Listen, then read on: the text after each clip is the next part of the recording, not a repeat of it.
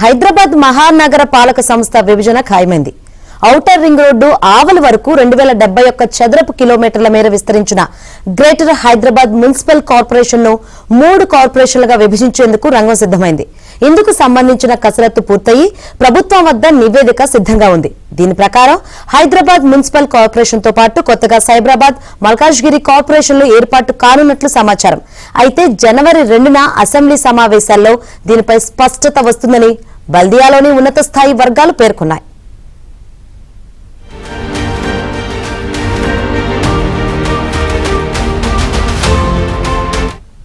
సికింద్రాబాద్ లోని రామ్ గోపాల్పేట మొదలుకొని శంషాబాద్ వరకు హైదరాబాద్ మున్సిపల్ కార్పొరేషన్ ను ఏర్పాటు చేయనున్నట్లు విశ్వసనీయ సమాచారం. విస్తరిత జీహెచ్ఎంసీలో 12 జోన్లు, 300 డివిజన్లు ఉండగా 6 జోన్లు, 150 డివిజన్లతో హైదరాబాద్ మున్సిపల్ కార్పొరేషన్ ఏర్పాటు కానుంది.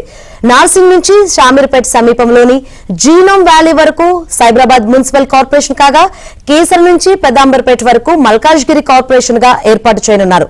సైబరాబాద్ కార్పొరేషన్ పరిధిలో 76 డివిజన్లు, మల్కాజ్గిరి కార్పొరేషన్ లో 74 డివిజన్లు ఉంటాయని తెలుస్తోంది.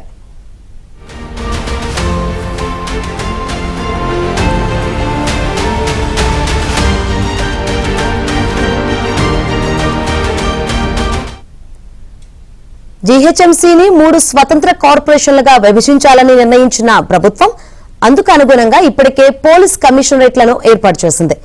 4 పోలీస్ కమిషనరేట్లకు సంబంధించిన జీవోలను సోమవారమే ఇచ్చింది.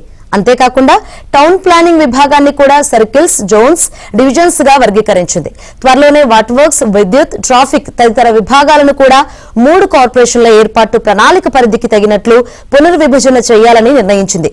పురపాలనతో అనుసంధానమైన అన్ని విభాగాలను నూతన కార్పొరేషన్ల పాలనా సౌలభ్యం మేరకు వర్గీకరణ చేసేందుకు విభాగాల వారీగా ప్రభుత్వం బదిలీల ప్రక్రియను కూడా చేపట్టింది.